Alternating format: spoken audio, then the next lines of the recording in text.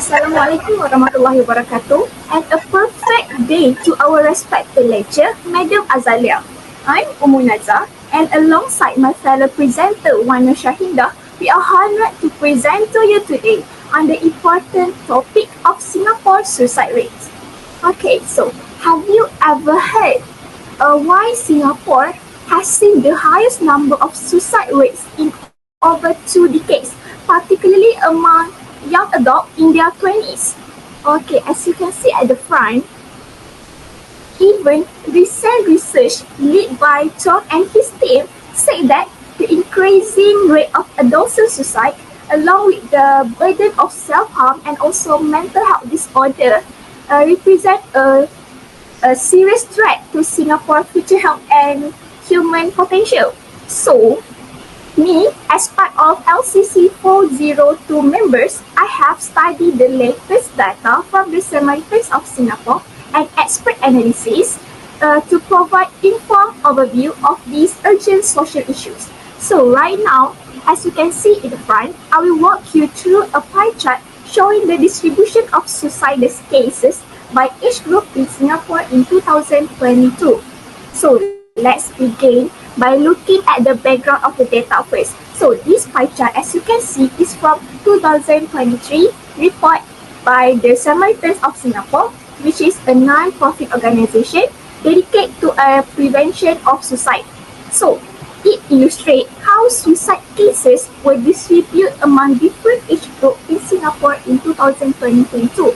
So this data will help us to understand which segment of the population were most affected. So, as you can see, this chart reveals a clear trend because suicide is not confined to any single age group, but some are more at risk than others.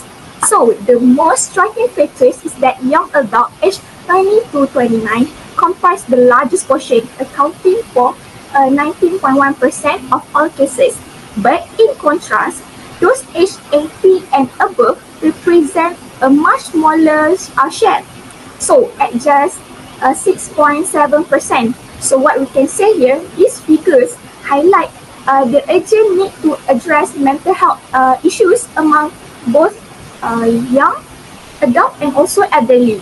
So last but not least, based on this, what can we conclude here is that the rising rates in Singapore, particularly the rising suicide rate in Singapore, particularly among young and elderly, demand urgent attention from us. So the data suggests that family problems, financial stress, relationship difficulties are major contributing factors.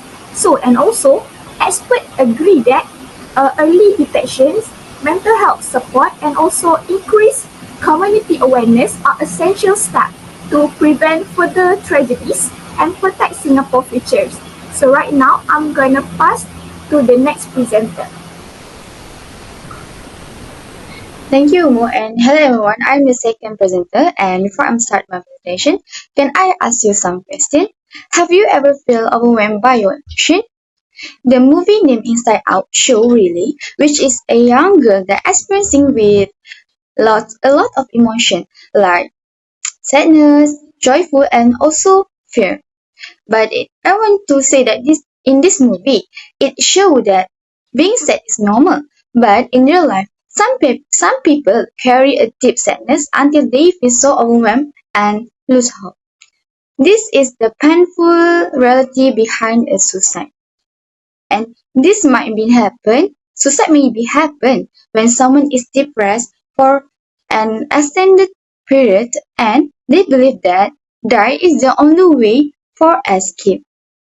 Experts like Dr. Thomas Joyner have said that